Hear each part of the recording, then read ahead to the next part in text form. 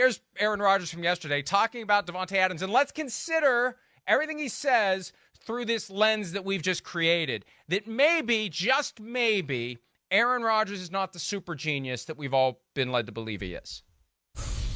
I was in the conversations with him. We had, many heart-to-hearts. And ultimately, he felt like he wanted to be in Las Vegas and asked me to help him get there. So in the end, it was, the only option in his mind, and that's what he wanted. What was your first reaction when you found out from him that he wanted to be somewhere else? I love Davante, so, I was obviously disappointed, but I'm not going to stand in his way, as he pursues the next step in his career. The team obviously stepped up and wanted to and made a competitive or an even more compelling offer. Ultimately, Davante thought it was best for him and his family to be in Vegas. So that was tough for sure. But like I said, I love Tay and love our connection. It was just deep conversations, man to man, friend to friend, brother to brother, about where he was at mentally and what he thought about his future moving forward. And again, I can't fault him. I asked him at the end, I said, what can I do for you? And he said he wanted to go to Vegas. So I said, all right. Aaron, when you said, I think you said earlier. Hey, let's consider that juxtaposed against what David Carr, the brother of Derek Carr, said recently on Rich Eisen's show. David Carr said this thing with Davante Adams playing for the Raiders had been in the works. Yeah.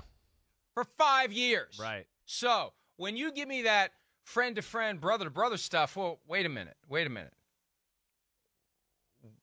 How did you not know, Aaron Rodgers, that this has been something that Davante Adams has wanted to do for 5 years? Now, maybe Davante Adams has been reluctant to say to Aaron Rodgers, hey, I like being here and playing with you, but I really want to go to Las Vegas.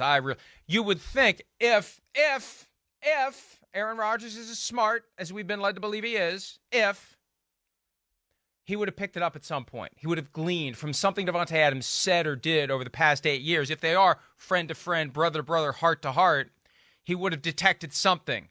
Because you can't hide it if you're a close relationship all the time, communicating all the time, joined at the hip. You're going to get a sense when the Raiders come up, you see a little sparkle in the guy's eye. You're going to get a sense. If you're as smart as we've been led to believe, you're going to pick up on something. I question whether or not they really had a close relationship. And when I hear Aaron Rodgers explain it, it sounds a lot like the way he explained it earlier this year, I think on McAfee's show, because that's really all he does other than his press conferences. Talking points. It feels like talking points. He said he wanted to go, and I said, how can I help you? He said it the exact same way on McAfee's show. That, to me, smacks of how do I sell this so no one realizes this guy was spurning me, repudiating me, choosing Derek freaking Carr over me. So he's got a lot of ego tied up in this. He's got to sell it a certain way. No doubt. 100%. Because at the end of the day, Davante Adams chose Derek Carr over Aaron Rodgers. Yes, right. The Raiders, too. Let's say. I mean, I think there was some real sentiment. Yes, but yes, I hear you. The Derek Carr, the connection, the friendship, it's real, like we showed the clip yesterday. I mean, it's real, obviously. Then they've stayed in contact. So, yeah, it was better than Aaron Rodgers and Davante Adams' relationship, to your point. Let me say this, birthday privilege. I'm going to interrupt you. Okay. Not that I need that any other day.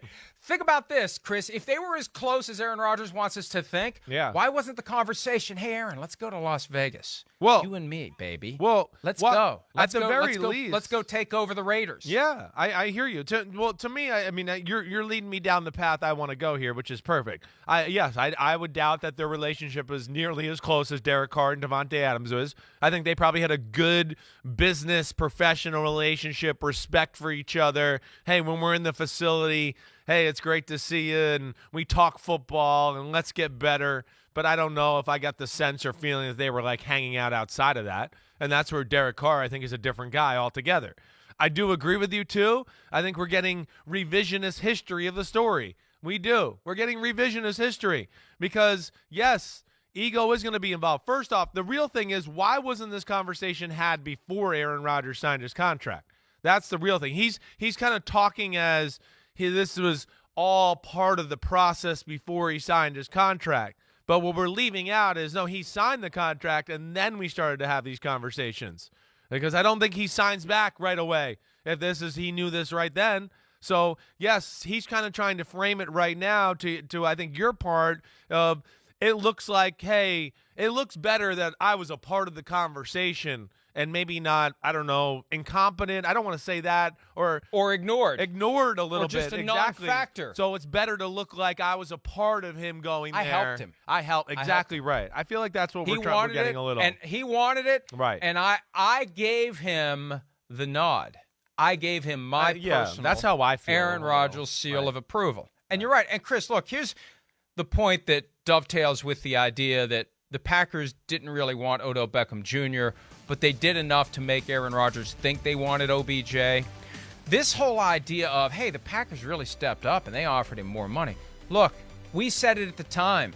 It's too late when you do it once he's decided he's going to Las Vegas. Right. Once the franchise tag is applied and the season is over, if you want to keep him, you make him an offer he can't refuse at or near the end of the season. Because if this whole play for the Raiders thing has been in his head his entire career, he jumped on the offer that they made back in 2018-ish, I think it was, when his first rookie contract ended. He was still several months away from the whole, are they going to tag me? Are they not going to tag me? And I remember saying, don't do it, Davante. You have completed your rookie contract. You no longer have any injury risk. Don't take the first offer they give you now. Let it play out. Maybe there's another place you can go if they don't franchise tag you. But he took the money they put on the table. So the Packers knew. And their job is to understand with each individual guy, what does it take to get them to act? With Davante Adams, they already have the history. You put a big offer on the table.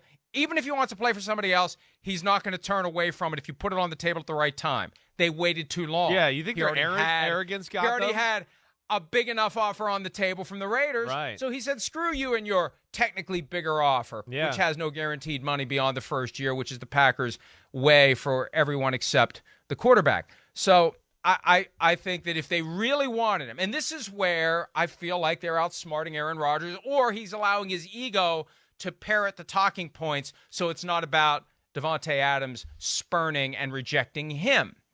It's, well, hey, the Packers really stepped up. Instead of Aaron Rodgers saying, hey, Russ Ball, hey, Brian Gutekunst, hey, Mark Murphy, why didn't you go to the guy in November or December? Why didn't you go to him the minute the season ended and make him an offer he wouldn't refuse? Because that's what worked the last time.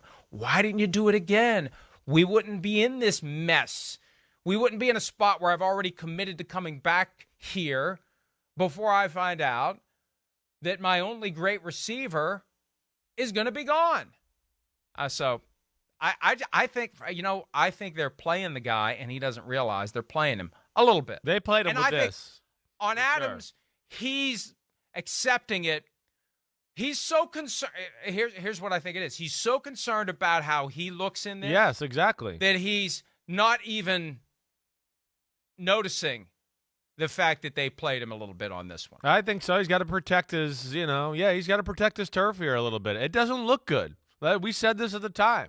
It doesn't. I mean, the optics of it don't look great. I got a feeling there's going to be another clip that we're going to be able to put on the tombstone. Well, yeah, we might. But listen, again, base level, whatever, the optics of it, however you want to look at it, that's the only thing. Again, I love the press conference yesterday by Rodgers. I love it. I do. But it's the one thing that I just question after watching it and reading it, whatever. You just sit there and go, yes, that part of it still is very hazy to me. And I would have a hard time thinking that Green Bay and Adams weren't in cahoots to keep it quiet. Don't mess this up. We'll trade you, but you can't say anything to Rodgers. He gets back to Rodgers. We're not going to be as friendly and make this deal happen. To me, the more and more time that goes by, the way this looks, I think that's kind of how it went down. And I'm with you. I think they pulled a fast one on Rodgers a little bit there. He was also asked to clarify how he helped Davante Adams. That's part of this narrative that he's crafted. Davante wanted to leave, and at the end of the day, well, how can I help you? He talked about Adams getting the franchise tag and possibly holding out, but apparently Rodgers didn't embrace that question with a full-throated response that would explain how he helped Davante Adams. Did he go talk to Mike? Matt, Mike, Mark Murphy. They know who we mean. Mark Murphy. I'm thinking Matt LaFleur. I'm 57. There is a Mike LaFleur. That can be a little confusing. Yeah, I'm getting the names screwed up a little bit. But Mark Murphy or Brian Gutekunst. Did he use some of his own personal equity to help the guy leverage a trade? No, he wanted him to play there. And I think once he knew that the cause was lost, it became about, and let's be realistic. We all have that ego. We have that pride. We all craft our narratives about when something goes poorly, why it went poorly, and it can't be because of us, or it can't be that we had no idea that this was happening. So yeah, I once he said he wanted out, I said I could help him. How'd you help him? Well, I didn't. I told him good luck. I didn't restrain him. I didn't lock him in my house. I didn't tell him no. I didn't beg him. I said, fine, get the hell out of here. And I'm being facetious, but anyway, they move forward now without Davante Adams. And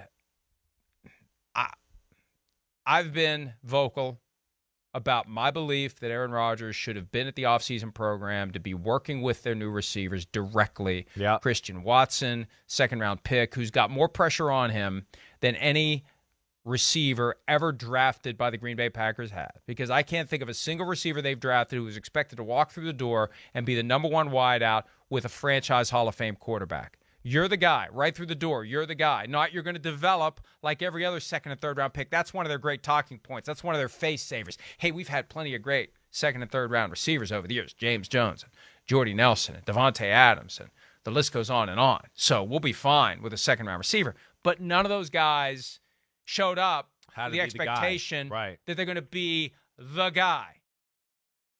Hi, I'm Mike Tirico, and thanks for watching. Make sure to hit subscribe for the latest news and highlights from NBC Sports.